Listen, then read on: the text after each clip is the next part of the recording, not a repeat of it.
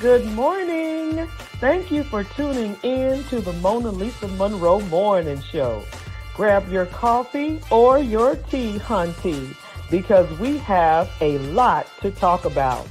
But before we get started on those red hot topics, please go to my website, www.monalisamonroe.com.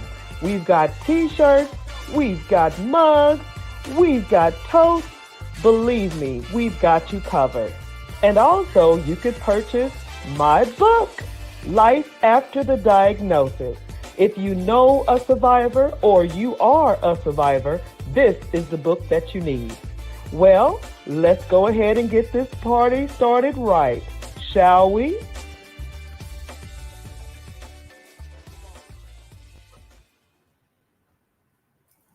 Good morning, good morning, good morning. Welcome to the Mona Lisa Monroe Morning Show, honey. We've got a lot to talk about this morning. I am ecstatic because, like I said, we bring you the best. We have the best guests ever on this show, okay? So, before I get all excited and skip over stuff, please go to my website, www.monalisamonroe.com. Like the commercial says, honey, we got your coffee cups, we got your t-shirts, we got everything you need right there, monalisamonroe.com. And also, you can get the book, Life After the Diagnosis. If you know a survivor of cancer or leukemia, this is the book that you need. Of course, it's talking about my story. I am a survivor. Yay! And I have been in remission for now 12 years. You're talking about a story, honey. So you don't want to miss out on that. But let me jump right in and get started with the show today. Today, we are talking about out of the box thinkers. These people decided to not go with the status quo, baby. These people decided to step outside the box and do what they are gifted to do. If you have been following the show, we had creative thinkers, we had gifted hands, and now we got out of the box thinkers. All right, y'all. First of all, let me introduce my girl, Heather. What's going on, Heather? How are you, honey? It's going. It's going. Good start to our 2022. How about you?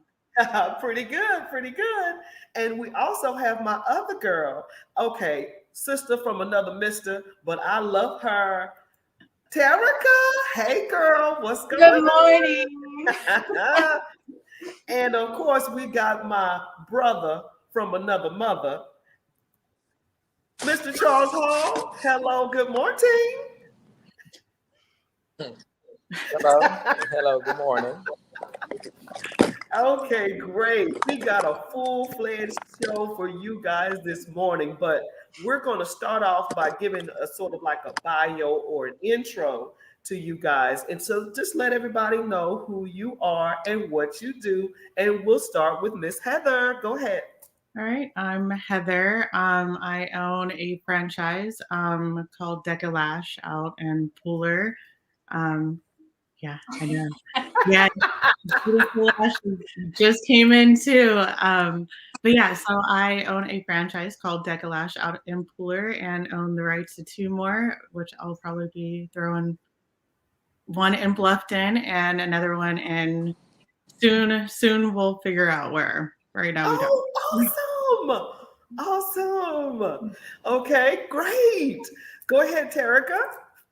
Well, good morning. My name is Terica Smith, and I'm in Nashville, Tennessee. I'm the founder and editor-in-chief for a women's publication called Eden and Vine magazine, and it is dedicated to the cultivation of beauty and truth. So we disciple women in a sort of modern format. Love it. And Mr. Charles Hall, go ahead, please, sir. I'm Charles Hall. I'm a dad. I'm a I'm a master barber. I'm a trailblazer in the barber industry. I help a lot of younger barbers and older barbers see the business actually as not just a regular business, but things you can do in the industry of barbering that'll take your income, like doctors, lawyers, or whatever. And more importantly, I encourage people to use what you actually have and to take what you have and believe in the things that you have, that it can take you much further than just average. You just have to believe in it, set yourself up as a business and not just believe that you can get by. And it's worked for me and so many others. And that is beautiful. That is true. Terica, good morning. She says that's awesome. Yes. So I'm glad you started with that, Charles, because that's mainly what you guys are linked up to me, yoked up in the same sort of purpose. Because what you do, that there's more in it than just what it looks like. Because literally, when I'm sitting or laying on one of Heather's tables, we're actually talking to the people like therapy, and then you go to the hair salon, it's therapy. You go to the barbershops, it's therapy. You writing and you're talking about beauty, and not just the outside, you're talking about the inside. So what we have to do is we have to get and grow deeper. Everything is not surface, it's deep. So our audience, Terica, how innovative. I know, right? I'm telling you. So one of the first questions that we had on the table was, how did you get started in the business that you're in?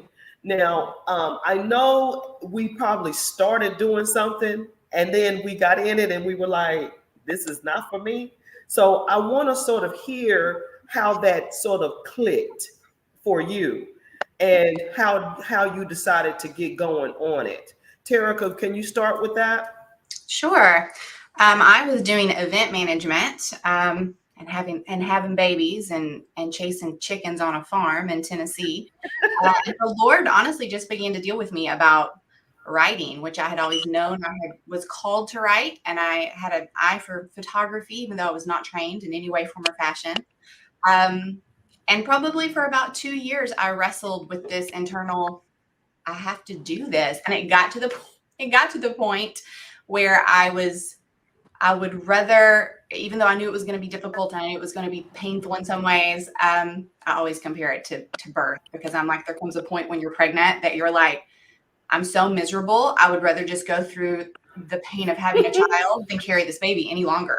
And so it kind of was that way. And I just got to the point where I was like, I would rather do this, even though I don't know what I'm doing, because I didn't. I had interned with a publication. I had some experience in the interning realm, but as far as really knowing what I was doing, I didn't. And so it was a stepping out in blind faith. I literally had an iPhone I had iPhone photos. Wow. And I had a laptop that was barely functioning. And I knew my gift was storytelling. So I gathered a few friends and I said, hey, you guys, let's launch a women's publication. And they were like, okay. And we were too ignorant by definition to realize or know that we were doing anything crazy. And God always shows up in that space. So it has flourished beyond our wildest dreams. We're in year 3 and we're just astonished. It was just blind faith. The one thing that God kept stirring in my heart was just bring your loaves and fish and don't worry about the miracle is my doing. It has nothing to do with you. It's none of your business. So just bring me what you've got and let me do it. Wow. That's amazing. That is amazing. And Heather, what about you? Well, I was in aviation before, franchising, and while in the desert of Afghanistan contracting for years, I decided that I wanted to become a pilot. And while I was flying, I had a friend, and he was like, you're breaking statistics right now. Like, you're a Black woman pilot, and that's less than 1% in all of the world. And so I was like, I was like, man, I'm breaking statistics. And he was like, you're going to be passing this down to your daughter. And after he had said that, like, I realized that generational curses that I had, the traditions that I wanted to pass on to my daughter went deeper than just, me being a pilot and being able to say like, oh, your mom is a pilot.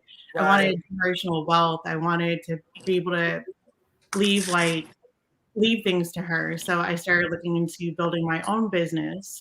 Um, Looked into everything. Honestly, went from restaurants, bars to nail salons. It went in every direction, and that's when I came across Deca Lash. Everything about them, they were family oriented. They were passionate about their work. We make our own products.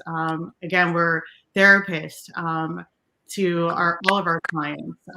We even teach and train and on a regular basis, we talk to our lash artists about if there are certain things that a client says that maybe point gears in a direction of domestic abuse, or Yeah. things that are going on at home. We have steps that we take for that, and it was just something that I knew I could pass on to my daughter. And I was passionate about it. Everything about Deca Lash I loved, so I Yeah. ended up reaching out to them, flying from Afghanistan straight to Pittsburgh within a week, talking to the owners, and fell in love and opened it up here in Wow. Pittsburgh. So, Wow. I yeah. had no idea, Heather, that you were a doggone pilot. Good night. What? Yeah. And Charles, what about you? When I initially got started, it was a while back. I've always been a salesperson from being young. I've had an entrepreneurial spirit. I was raised with the spirit of excellence. And pretty much any place that I worked, there's a cap on your income. And I never believed that I was going to be the type of person that could just work a job and be satisfied with what they said my value was. Oh. Anything that I've ever attempted to do, I always excelled and superseded that. And there was just no way that I could do that for any company to the point to where I don't reap any of the benefits, the long-term benefits. True. Some people may remember a company called MCI, like sales, and they made millions. They made probably a couple million off of me, but they just paid you barely what they could pay you. So I basically started looking at other millionaires. You're wearing a millionaire right now. You're drinking out of a millionaire's cup right now. And most of the millionaires have names. You're coming in and out, Charles. Mostly every product that you use, the name of that product is and they capitalize on something simple in a major way. And I looked at like some of the grocery stores, like they make their own brand everything. That's how I started making my own products. I started researching, and I had so many clients, I know what I liked. And some of my clients are chemists, and I started from that point. And being at trade shows and teaching classes for other companies, I started doing everything for myself because I believe that I'm just as valuable as any other business or person that believed that they could be wealthy. So over a period of time, it's just a matter of trial and error. If you fail at work, you get written up. If you fail for yourself, you learn, you get better, and you increase. And you can never stop doing that. The learning is in the failure. So if you don't fail every now and then, you can't learn much. And if you fail on somebody else's clock or their time, you're only going to be rewarded what they want you to have. And for me, that route, that just wasn't enough. For me, what I wanted for my kids in the future, that just to live like that, it was just enough for me to be motivated when I open my eyes every day. I cannot just live a basic regular life. Mm. And in order for me to switch that, I have to work for myself. I have to believe in who I am. I have to believe in what I have, and wherever it is that I have, I need to start from there. And that's how I Yeah. got started. Well, that is, I agree with that 100%. And my audience is throwing me questions, so I'm trying to catch up with them.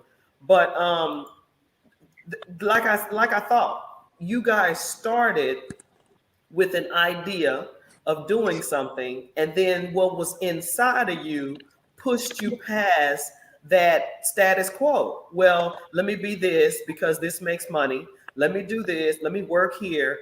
It was that inner drive, that inner purpose, that inner thing that says you're more than that, or this is what you're supposed to do. Now, with that being said, of course, the shutdown, the pandemic closed us all down in 2020. So, how did you keep focused, stay in the course during the pandemic? Heather, how did you do that? Well, we opened the day after the pandemic, or we all opened, and it was a struggle, I will say. A lot of people didn't want to leave the house and whatnot. Um, I think the way that I was able to get through it was I was asked like to focus on the lifestyle that I wanted, and I wanted to focus on I guess just more marketing, more advertising, more just the end goals that I had for the business in 2020. In 2020, it was just to get people to recognize who we were. So Mm, that's a tough question. I'm thinking about that one. yeah, Um, yeah. What yeah. about you, Terica? What could you, I mean, during the pandemic, what happened? Did you, some businesses blew up, they got bigger. What about you? Yeah, I think we were one of those that was very positively impacted because we launched in March of 2019 and the pandemic hit that fall. And we have a converted space that functions as a home studio and shipping area, which had its challenges, with shipping materials and product and people in your space. It was a lot. But because churches shut down, because businesses shut down, because everything was, on lock, we were able to take the gospel in a really beautiful format and send it to people in their homes. And so Oh, wow. Eden and Vine became not only a women's publication full of, recipes and home decor, but it's layered with the gospel. And so Wow. we were able to send that into homes, and we shipped it straight from where we were. And it kind of became it right off the bat. It developed this reputation for not only just being a magazine, but I mean, we still do people who use it as a devotional. They use it in, women's groups as like a Bible study. So for us, there was a lot of demand because we were breathing hope into people, and because they couldn't go to their churches, because they couldn't go to their small groups. Right. We were able to go right into their homes. So for us, it was dedefinitely God used it. God used it. Wow. That is amazing, Terica. I didn't even know that. Wow. Wow. Yeah. Hey, hello, Miss Miller. All of your stories have deep messages in them. That's what Miss Terata said. Charles, what about you during the pandemic? How did you push through knowing that we were on lockdown? Well, for me, being a master and a stylist, barber, most people that would go into a salon or a barbershop, you couldn't. So either you go to work and you minimize, and you have only one person in a salon. You do your online orders, you pushing products. I have a lot of wealthy clients, and I decided to come out of the salon 100%. Oh, And wow. focus on those that could afford me to come to them. Oh. In addition to that, with COVID, certain people, I'm not willing just to go see anybody that gets in contact with me. Mm-hmm. But going into your own private space, some people have underlying conditions. Mm-hmm. It's more comfortable for me to come into their environment. I mean, they can talk how they want to talk. I mean, they're free to do what they want to do in their Mm. own personal space. And it actually turned out to be more of a solution because you never know what's going to happen with how the laws will change based on a pandemic. Wow. So by minimizing the number of people that I deal with, but focusing on a crowd of people that can afford to pay more for convenience, for Mm. me it's been a blessing. Mm. it, Wow. it's been a blessing. I fly some places. There's a lot of places I visit here in the Central Texas area. I just been blessed to have people that can afford to pay for convenience. Yeah. So that helps me focus on products and product production and shipping and stuff like that. So for me, it affected me, but it bettered me.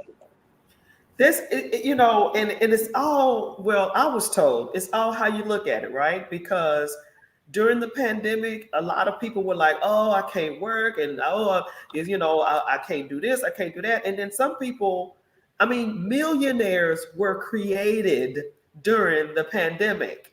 Whoever decided to make a mask, whoever decided to make hand sanitizer, these type of things created a demand, supply and demand. Any billionaire will tell you supply and demand. That's just all what it's about. Yeah. So you guys, every morning when you wake up, is there a ritual? Is there a devotional? Is there a something that you personally get in your space to do or to think in order to go forward doing what you do? Charles, what about you? You start us off on that one. Yeah, for me that's the easy one. I remember the hard days. Yeah. Feel, are you there? Are you guys still there? Yeah, you're sort of Feel freezing that up for on us. me when I wake up every day, I see where my life is going. And if you stop, you go back to the life you used to have. That for me, that's enough motivation. That's it, For huh? some people, that may not be enough, but for me, I've had so many hard times such a long time ago, and it hurt enough that if I change what I'm doing now, it doesn't make sense. It's like Mm, it's almost like breathing. There, for me, there is no other way. It's wow. almost like second nature. Um, the cold weather is not going to discourage me to go back to being just the average, everyday, hope to get by kind of person. Right. Somebody makes me upset. There's nothing that can upset me to the point you can't upset me back to that life. That's a good point. You Why cannot. let something mess your whole Yeah, mindset up? there. That's true.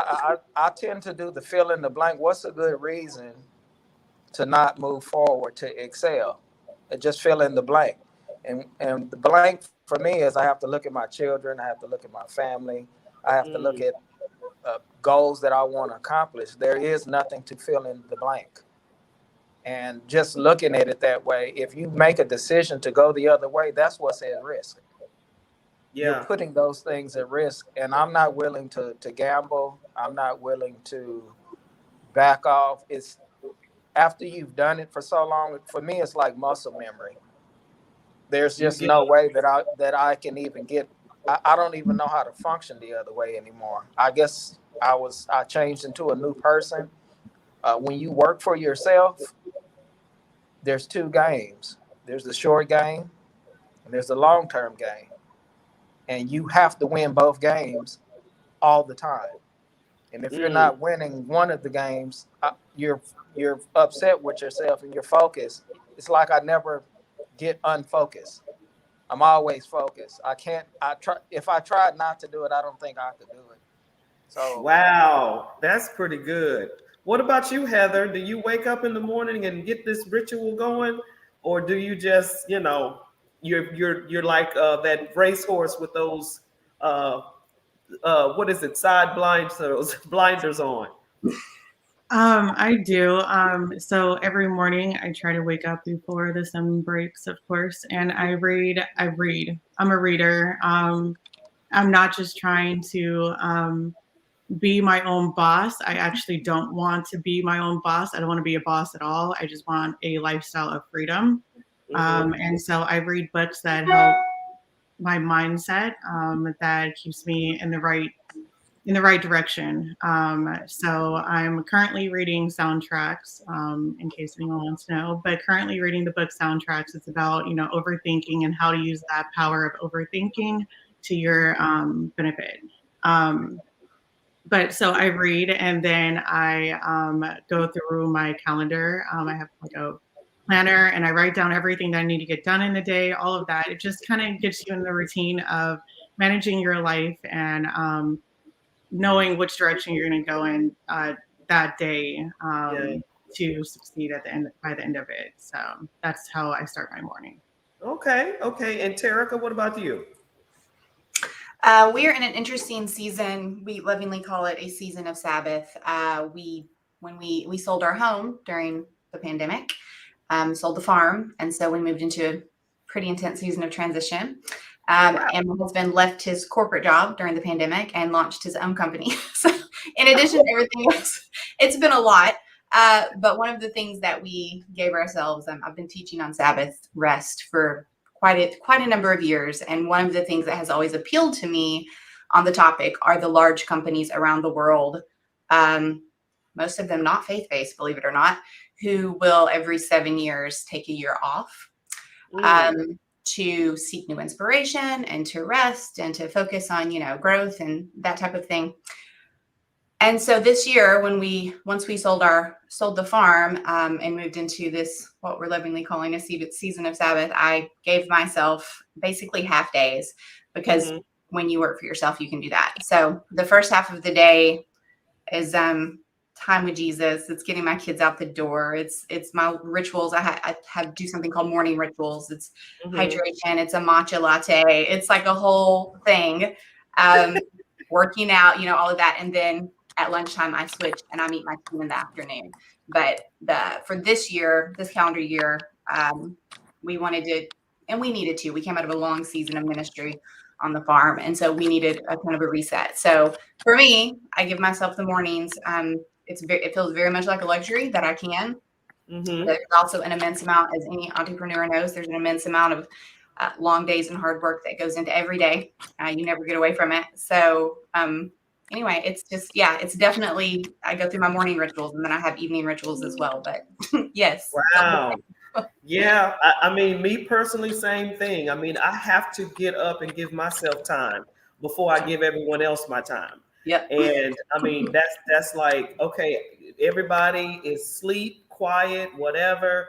That's for me. And then when I get going, if you sit and listen, everyone starts pulling on you at 9 o'clock. Yep. So it's like, if you don't take time out for yourself, you're going to be stuck out. Mr. Joseph, what's up, cuz?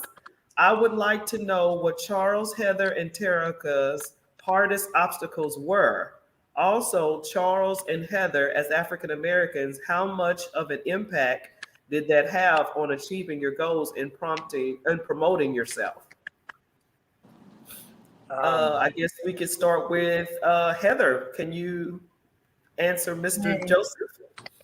Hardest obstacle. So I will say that the hardest obstacle was actually making the move. I think you, as people, especially Americans, we're so used to having that for sure paycheck, and going in, working our 9 to 5, getting off, having our paycheck. Like, we're so comfortable with that taking the step to finally put your foot down and be like, you know what, this is the direction that I want to take. That was the hardest. So that would be the hardest for me. I left Afghanistan, I put my notice in, and like I was shaking in my boots type deal. Like when I was flying Wow. back to the States and moving to a city that I hadn't lived in forever, really didn't know much about it. Like it just, that was the hardest for me. By taking the step, I wouldn't go back. I wouldn't have changed it at all.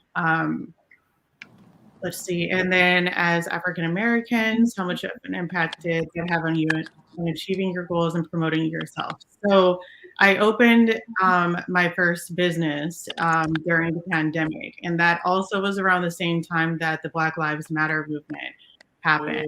So Oh, wow. at first I'm thinking that this was going to be advantageous. I thought it was going to be benefiting me in some way. It was the exact opposite. When I first opened, I had told some clients, it was like, yeah, Black owned business. It went south actually. Wow. Canceling their appointments, left 1-star reviews like crazy. Like that's when I realized that I should not promote myself as much, not during that time at least, and more just promote the brand and not so much me as the Black woman business owner. Wow, that's interesting. It is. It's insane to me that that still happens nowadays, but it does. It does. I've experienced it myself. It's just something that I now have to back off on, unfortunately. But for my business, not just my business, but my employees and for my livelihood, I would rather just not promote myself. So, Wow, that is interesting. Charles, what about you? Well, for me, as far as promoting myself and the obstacles for that, um, I don't think it's for me. The How would I say this? I would say that my biggest obstacle was myself. I feel that I am my own competition. So if someone was to tell me I couldn't do something, I couldn't entertain what other people would say. Mm-hmm. I had to stay focused on what I was doing. And if I would entertain what outsiders would bring to the table to me, I had to be careful what I shared with people. When you share certain things with people, some people can be dream killers. Some people, Dream killers. some people, what they could or could not accomplish, that's not for me. That's them. That's their world. I had to make sure that I stayed focused on myself and what I was doing and what I Mm, am capable of and what I can accomplish. That's going to be up to me. That's going to be up to me to deal with. It's going to be up to me to make my own adjustments. So I would say myself would be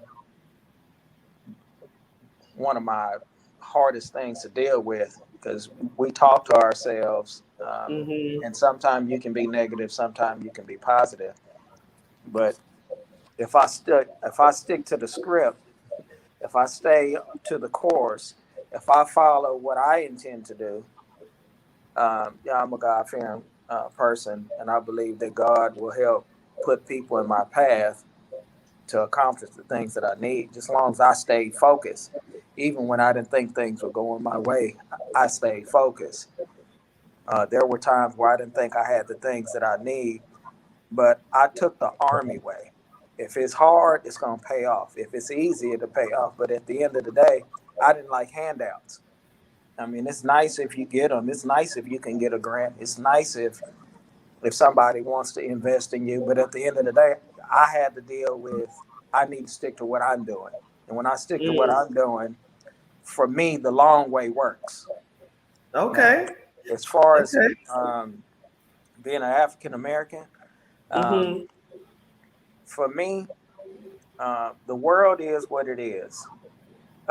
It's not the 50s and 60s, and there's things that you can do, and you have to deal with the racism, but you still have to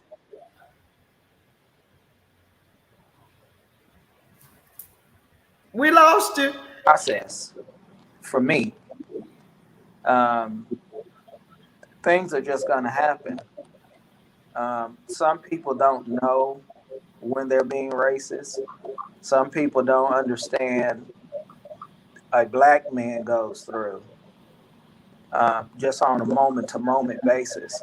We can talk about it and have a conversation, but from moment to moment, there are things that go on, and it's hard to explain to America. And it's not an excuse to not do the things that you need to do as an individual. Everyone has struggles. Everyone has things they need to deal with. And as a black man, I would say you still have to go through the process. And as you go through the process, for me, I still went through some things that I saw to be unfair. I know what the laws are. I know what the rules are. I see that other people would get things done more rapidly than I would. I saw favoritism in certain areas, but which goes back to the first point. I had to stick to what I was doing. Keep going, keep pushing, and that worked for me. So as long as I would deal with things, sometimes you just got to go somewhere where people want to work with you. And that's what I did. And it might have been inconvenient at some points, but the inconvenience was not more important than the overall goals. Than the overall goal. That's true. That's true. And Terica, you know, even though you my white chocolate sister, I'm sure you had some obstacles on your way as well. I would like to know, you as a woman, you know, you probably had obstacles because people just don't take us seriously at times. Yeah. You know, I think the biggest challenge for me is, one, I'm a creative. I'm not necessarily a business mind. And we are doing something that is both. I also have a team of creatives, which are wonderful, and I understand them so well, but they can be very difficult to work with because we're procrastinators. We can be perfectionists if we aren't careful. Like we have big feelings. There's and then you're dealing with mostly women. So it has its challenges for sure. And because we were doing something from scratch, there's such an uphill learning curve. And, you know, you don't, I guess the temptation is to feel a bit like an imposter because you're like, it's not like I was trained to do this, except by the Holy Ghost, you know? Yes. But those have like been some of our biggest challenges as a woman. As a woman, it's so funny to like even hearing Heather's story, like you don't expect the challenges to be what they are. But as a female, you're in this world where you have to deal with people's projections and you deal with this competition mentality. And that's hard because I consider myself an advocate of women and a cheerleader for other women. And so I want to promote them and platform them. And we've made it our goal from the beginning to be very multicultural and multi-ethnic. And it's beautiful and it's wonderful, but it's a challenge just working with women. Challenge, you know, just because again, not only is it females who already have big feelings and ideas and are incredible creatures, powerful beyond belief, but at the same time, it's creative women for the most part. And so it's just navigating, and I have my own big feelings and my own stuff to deal with. And so, you know, you kind of trigger each other and it's just this constant, I mean, even just recently, I'm like, dear Lord. I know. But it's very refining, you know, it's very refining. It's very sanctifying, I guess is a good word to use. Yes. Thank you, everybody. I thought I saw somebody giving a shout out. Hey, Mr. Hall, Julius Hall, how are you? Thanks for tuning in. So being a woman, being an African-American woman, and being in certain spaces that's male predominant or predominantly white, whatever the case may be, we all have obstacles, okay? We all have issues that we have to push through. And like Charles was saying, unfortunately, he had to jump off, but maybe he'll jump back on. He's working, so he probably had somebody show up for a cut. But anyway, we all have obstacles. And just like he was saying, you just have to stay focused and push through yours. And, do it the best way that you know how to do it. When we start trying to be someone else, doing something else, is when I think we get the most problems. Because once you stay in your lane, as the youngsters say, I'm half a century now, so I try to hang in there with the slang still. But once you stay in your lane, and you'll have all what you need to overcome whatever you need to overcome. I'm a firm believer. Just like God said, Moses is in your hand. He's given us everything in our ability to get over whatever we need to get over. We just have to believe to know that we can do that. So I guess, okay, so here we have an audience question that says, what do you guys plan on doing new in 2022 for your businesses? Is there any new plans that you have on the table? Anything new? Well, Heather, you gave us a teaser. You've got some new franchises coming up, girlfriend. Yes, I am opening more Decas. I'm also dabbling in 3 other categories that aren't even related to Deca. So I'm just I'm going everywhere right now at this point. Time is money. So Yeah. 2022, I'm hoping is going to be the year where, again, I'm not being my own boss. I have the freedom in 2022. Yeah. So. It's all about freedom in 2022. Free to be me in 2022. Terica, what do you have new on the horizon? We are expanding our brand, and so we are going to begin events this year. Is a big thing we're focused on right now. We have our first large event. Well, it's large event in the sense that, it's in Tuscany, so it's quite an undertaking. Trying to get that coordinated. So we're working on that right now. We're getting ready to launch a number of domestic events as well. We have a membership program we're getting ready to launch. My husband as well. I mean, to Heather's point, on a personal level, there's like all kinds of things going on. But where Eden and Vine is concerned, it's growing like crazy. We're about to bring on new contributors, and it's just a lot of, we've reached that point because we're in year 3 where we're kind of got our feet under us and we feel a little settled.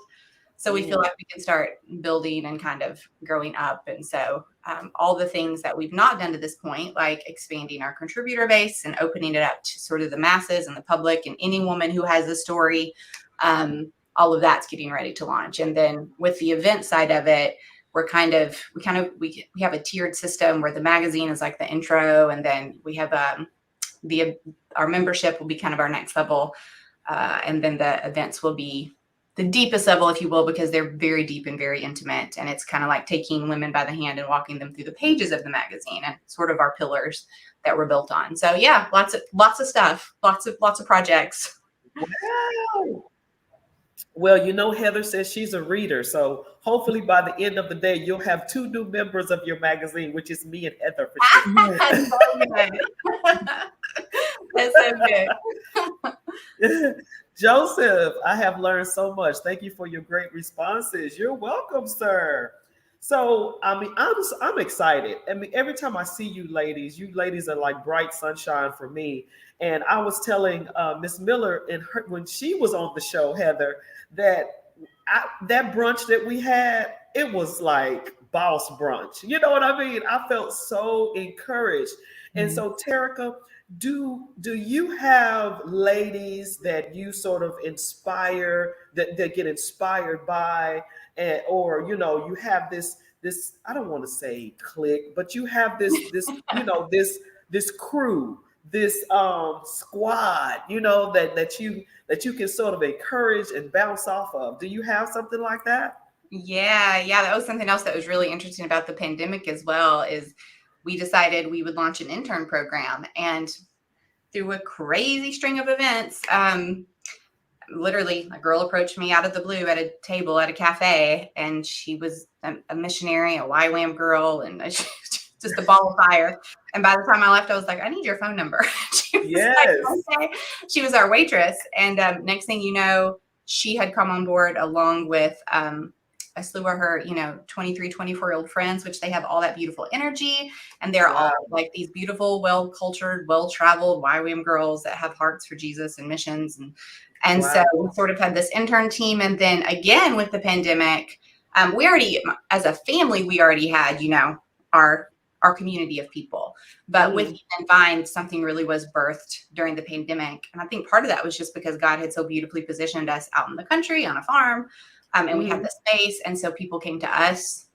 And so every week we would just meet, and we would package product, and we would record videos, and we just grew together. And so it was really incredible to see how God built this beautiful community on site. I mean, we have, an on-site, or not an on-site, I call it my boots on the ground team. And then we have like our ladies prayer team and whatever that are around the globe. But so it was really incredible to see how God birthed this beautiful community around Eden Vine, even locally. And they're all volunteers. I mean, they all do it. They volunteer their time, and it's just, it's really beautiful, but it's birthed so much. There's been so much fruit from it. Wow. Mr. Small, thank you for tuning in. This is awesome. Please keep on going. Keep on. They say anyway, show me your friends and I'll show you your future. So yeah. Oh, I like that. Say that again. Show me your friends and I'll show you your future. Wow. I love that. Who says that? Mm-hmm. Well, I do now. Who says that? Yeah. It was in some book, but it's okay. I'm still in that. That's awesome. Heather said it. Yeah. Okay, Heather said it. I mean, you ladies can agree with me when I say women need women. I don't know, I can't speak on the men. I don't know how they do it, but I mean, men have a camaraderie that's like timeless. I mean, my son has friends that he was in the second grade with, right? And I'm just wondering why, women, it's rare, but it's doable. You know what I mean? I want to have that sisterhood wherever I am, knowing that, yes, I can go get on the phone or whatever, but I'm talking about I need some energy around me. You know what I mean? And Heather, I feel like I did get that with you, Atia and Mafia. And I'm like going, we need to do that again. And we need to, sort of get this synergy going again. It was just incredible for me, but Heather, do you have a group of ladies that you sort of bounce off of and all that good stuff?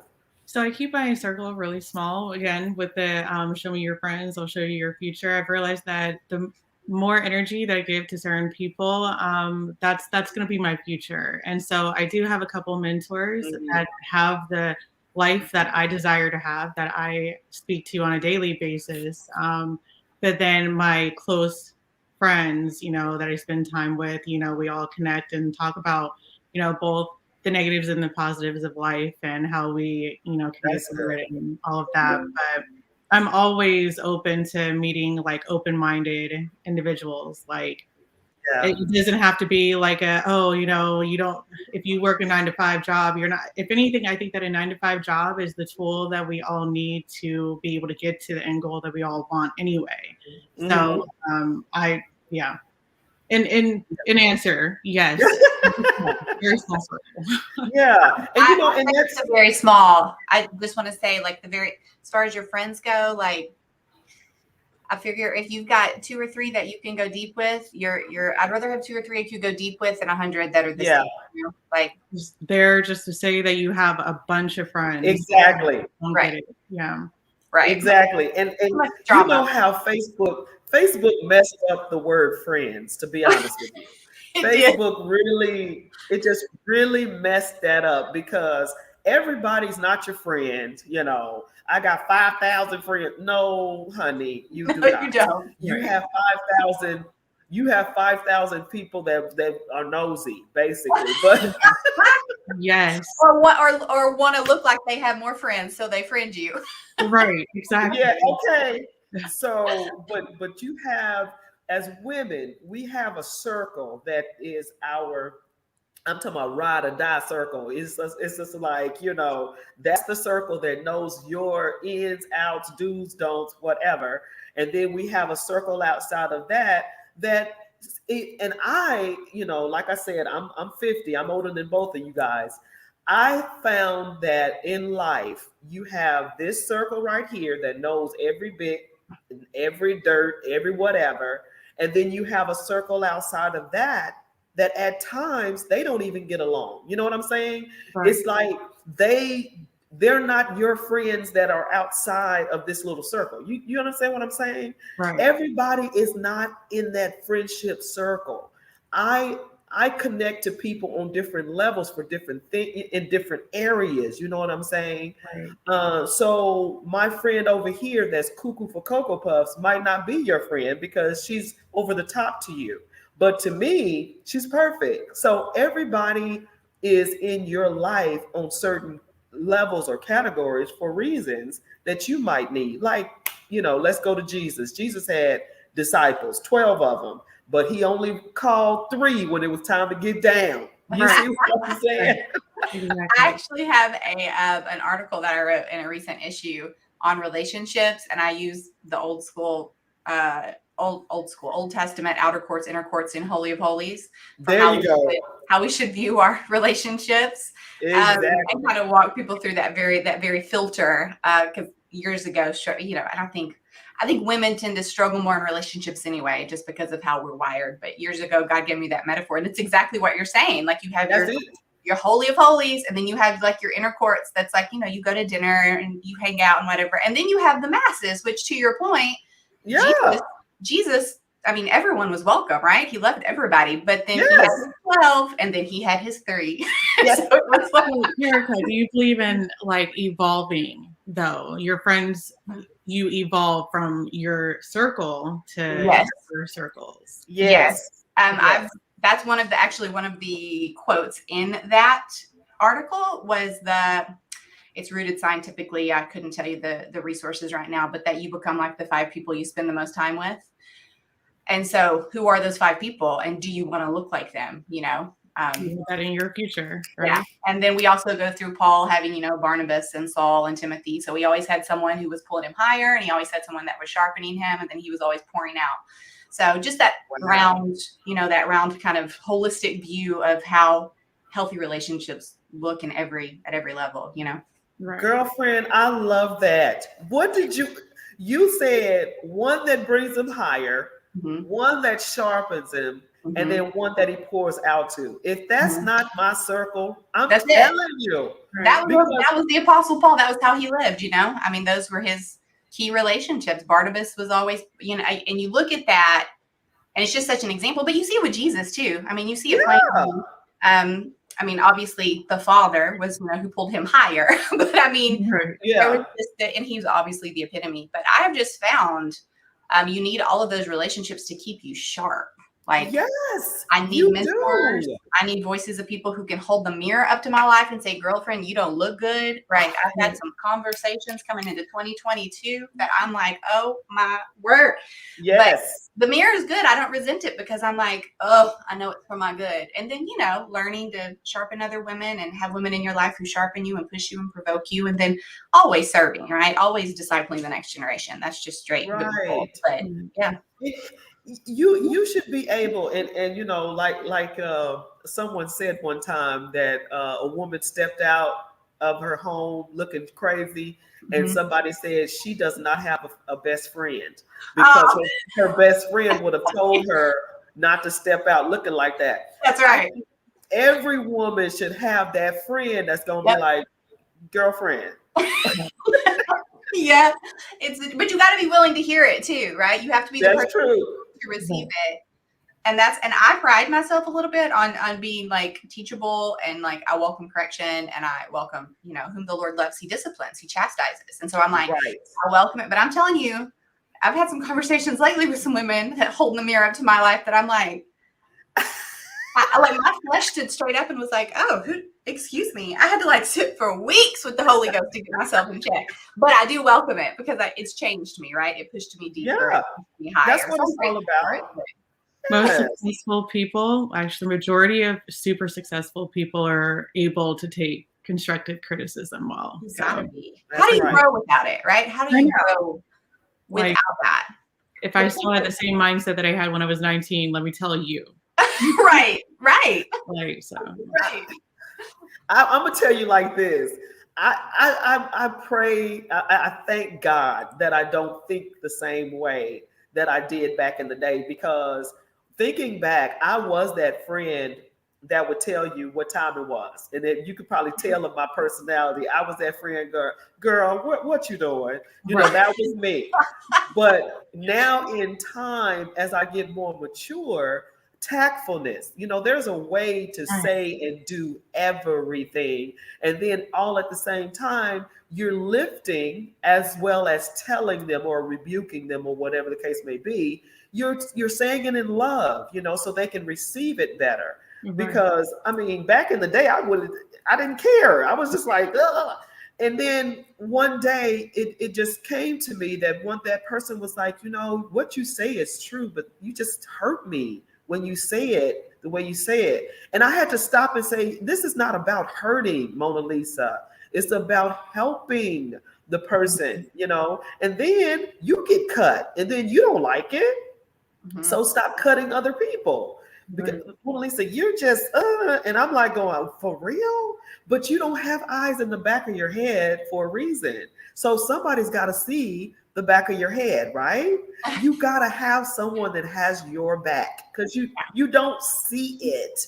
Yeah. And we all grow. And I love, man, that's why I love you guys. That's why I love you. So last question on the floor is, what would you say to encourage anyone that is wanting to start a business with their gifts, or in a business that's going to, their purpose? What would you say? And we'll start with Terica on that one. I would say, first of all, you got to start. There is never going to be a perfect time to start. There's not. You're never going to feel 100% ready. You're never going to feel, you're just, in my experience, that has not been the case. You got to be willing to step out there and trust God and just go for it, first of all. And you have to know that you're going to make mistakes, and that's how you're going to grow. And even in the beginning days for us, I remember reading a quote that from some entrepreneur, and he said, your first product should always be crap, basically. He used a different word, but basically. And I was like, because he said, if you don't, then you'll never do it. If you're waiting on a perfect product, you're never going to step out and do it. And then I had a few meltdowns along the way. Like, we had a major printer walk out on us right before we launched our first issue. And it was just nightmare stuff that, had I known I was going to encounter those things, had I known the people were going to do the things they did, and I never would have done it, because it was a sitting and a half.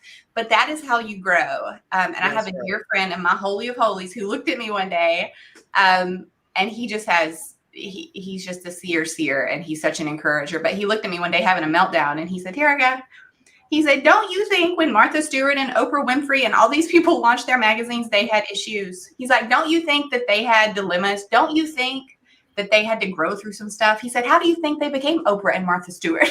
And I was like, you know what? Okay, fine. But I didn't get myself together, and I just decided, okay, you pay for your learning. That's part of it. And that's how you grow. So my encouragement is just, don't wait for the perfect day. Don't wait for the perfect opportunity. Just step out, because, again, to the point, you bring your loaves and fish. It's not our business what God does with it. If you're really called to do it, it's about his purposes. So it'll get done. You just got to trust him with how it looks, and the timing and the time frame, and how quickly it does or doesn't grow. And there's a lot you got to hold to and surrender to. Definitely. Wow. Good words. Good words of encouragement. Okay, Heather, what do you say? Well, to piggyback off of Terica, I would say the same thing, but to alleviate some of that stress or anxiety that you may have going into it, taking that first step, do the research. Continue working the 9-to-5 job as a tool. Again, you need the tools to get to your end goal anyway. Don't feel like the first step into stepping out would be to quit your job. Like, don't quit the job until you did the research, until you know exactly what you want to do. And it's crazy, because I do know a lot of people that have just quit their job and then went out there and was like, okay, I have no idea what to do. Yeah. So keep the tools, use the tools, find the person that could be your mentor, the person that is already doing it, and speak to them, connect with them, and that's big to me, mentorship. So Yes. That's wonderful. All of that I would agree with totally, because if you don't start, how are you going to start?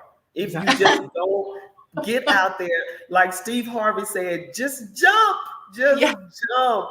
That's the only way you can say that it wouldn't work or it didn't work or whatever. How are you going to know if you don't jump? And then, Heather, you said a key thing too. Don't just quit your job, honey, because I did that. You did that. Yes. I quit my job and I was like, this is it. God is going to carry me. And yes, he carried me. He carried me over to the unemployment office because, honey, you need funds to seed the seed. You have to have funds to seed your dream. You got to have it. Now, unless you have a bank account that can carry through, but you know how they say you have to have at least 3 months of income before you decide to do anything. That's not a joke. That's for real. I'm just laughing because I'm like, this is the traditional wisdom we need, right? Like, don't just quit your, listen. I'm a living witness. You do not want to quit your job, honey. All you have to do is start making a plan. And then save. Yes. And then you cannot touch this money. No. And you have to have discipline. And and like we were saying on the last 2 shows, ladies, basically, if you don't do the craft, if you don't sharpen your craft and what you're doing, and if you don't put some paper to that business, you have a great hobby. That's not a business. Right. You play it. Number one thing that I say is that I never wanted to buy a job. I never wanted to purchase a job. So if you're leaving one job and going into something that you put all of your money into and you're working that same, I mean, there's nothing beneficial. Vaughn, I'm serious. Vaughn laughing at me. I'm dead serious. But anyway, so ladies, before we close the show, I want to say thank you for blessing my whole experience today. I just love it. Hearing people, my beautiful ladies doing the doggone thing. I just enjoy it. I just love it. This is what I love to do. And Terica, I love to talk. So, I love it. Heather's getting to know me. Terica knows me, but Heather's getting to know me. But before we go, I want you ladies to tell us how to find you. Tell us, where to find you, how to follow you, products, whatever you want to tell them. You have the floor. Heather, you go first. Go ahead. Well, Decca Lash, of course, has a Instagram, and that's just Decca Lash _Pooler. And then my personal page, right? My personal page is Lady Locks _pilot, Lady LOCS _pilot. And that's just my pilot page where I'm traveling the world and all of that flying. So awesome. Okay, awesome. Terica? So good, Heather. I'm going to find you when I get off this call. Yes. I have questions. I'm like, wait a second, I have questions for Heather. Where can you find me? Great question. I'm caught up in Heather's adventures at the moment. So you can find us at EdenandVine.com, Eden like the garden, and AND and Vine like, a vine. EdenandVine.com. All of our products are there. The magazine's there. You can subscribe there. You can order single copies there. We keep all of our back issues because it's created like a coffee table book and it builds in volumes. So they're classic forever. And then, of course, we're on Instagram. You can find us at Eden and Vine on Instagram. And all of my shenanigans, where it all started, is also on Instagram at Terica Joy, Joy, all one word. Yeah, and Heather, that would be amazing if you guys connected so you can get an advertisement or something in that magazine, because that magazine is everything. It is everything. And and it's all about beauty. It's all about woman. It's just wonderful. It's just wonderful. And it was blessed by God. When you read it, you'll see. You'll see. Honey. But Terica, before we go, if you did have a question for Heather, you could go ahead and ask her. Well, the first question that came up when you were sharing earlier is how long ago did you open your first franchise? I opened it in 2020, so okay, May you did say during the pandemic. Mm-hmm. Wait, in 2020. So you're seeing significant, like, quick growth. Yeah. That's quick. Yeah. You're talking about opening other franchises. I was like, doing them. I was like, wait a second. That's quick. Bravo. That is so quick.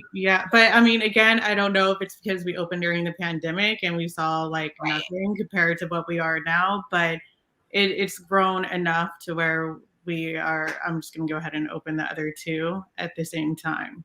Shoot for the skies, man. Do it. That's what I say. And about the piloting stuff, like, are you still flying? So I've taken the past year off, 2022. Okay. I've picked it back up, of course, but not as now it's just pleasure. I'll go and get $100. You can just go fly a plane.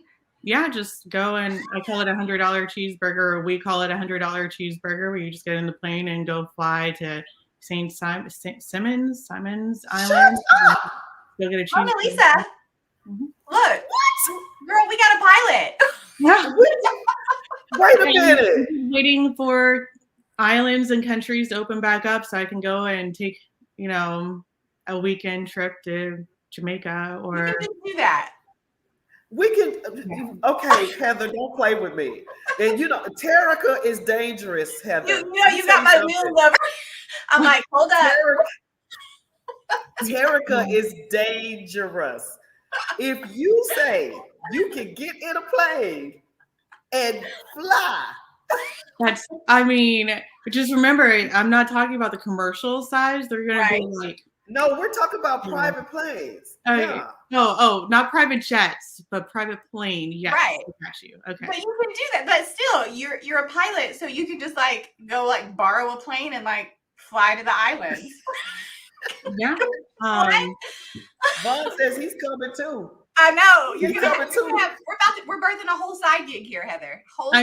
Pretty much. I'm like, okay, weight and balance. Can't really we might have to invest in a plane. It's funny because last year I was supposed to purchase a plane where I could fit enough people, enough friends in and go to an island, but then pandemic didn't ease up. I thought it was going to ease up, but it hasn't. So we'll see. Maybe by my birthday this year, I'll get one. Where are you located? Let me say this. Uber lets you freaking Uber planes. Yeah. So, yeah. What? Mm-hmm. Yes. Uber, actual Uber? That's why I'm not against a 9-to-5 job here. If I got an Uber, that's what I'll do. That's going to pay. I did not know that. Yeah. And if you can't afford a jet, you can still rent a jet or a private plane, or Uber a private. It just depends on what you looking like, honey. Trust me, it's ways to do everything now. Yeah. I've looked at some of the fractionalized ones, where you have 10 people, 15 people, and you can be a part of a membership type of approach where you can get where you want to get, but you don't own the plane, but you have access to a plane. I've looked at them; they're still expensive. Yeah, they're still expensive, but thankfully, Google, I've my whole life I've worked on planes and helicopters, so I can get a cheap one and upgrade it for pretty much nothing. That's the only reason why. That's the only reason why when I say I'm going to buy a plane, it's not don't think she's a millionaire. She's just going to go and get $1 million. No, I'm going to go get a plane for cheaper than my car and then upgrade it, and then it's worth more than my car and cost me nothing. So you can do that. Look at what we're learning. I know. Right. Heather, well, I'm over here owning franchises. That's what I'm saying. It really it depends on where you want to go in life. And right now I want to be on an island with a Mai Tai, and so. Wow. Okay, we Okay, I don't know where they're from, but thank you for tuning in. This has been a blast. I'm gonna have to get you guys back on the show. Oh my! You know we're and trouble, you know Mona what? Lisa. Look at I us know. coming up with stuff. We're trouble. We go get on a show at an island, on an island. Girl, come on. Now Sign see, me up. don't even play with me. I choose Jamaica for real. I choose Jamaica. That's all Oh I'm my asking for. gosh, Terica. Okay, You know my wheels are already over here. I know. We leave Okay. next week for the U.S. Virgin Islands, and I'm over here like, Oh but my see, Heather's a gosh. pilot, and she could, and like we could like, why could, yeah, wheels going. Yeah, I'm like, just Yeah, all day. Heather, you need Okay. to stay away from us because we're making plans for you that you may not want anything. That to you do might- with. Like I said, as long as it involves a Mai Tai. My time in Islands, we're good. Oh my gosh. Okay, thank you, ladies, for coming on the show. Now we have another show in the evening tonight. The show tonight is 9 Eastern, 8 Central. If you ladies aren't doing nothing, look, jump back on tonight. I love it. I love it. I love it. We're gonna have some more guests tonight, but I will bring you in if you ain't got nothing else to do. Please trust and believe that. But anyway, thank you, ladies. Thank you so Thank much for you. tuning in. Thank you. God bless you guys. Right. All right, take care. Bye. Man, what a show. What a show. Thanks everyone for tuning in to the Mona Lisa Monroe Morning Show. Oh my gosh, I'm looking forward to tonight. Like I said, look, I try to get off an hour. I try to get off in the 30 minutes, but when you get the guests that I've had lately, and we got the folks that's checking us out, talking to us, it's gonna run a little over. And I'm not even gonna apologize. So thank you for tuning in this morning to the Mona Lisa Monroe Morning Show. Love you. Take care.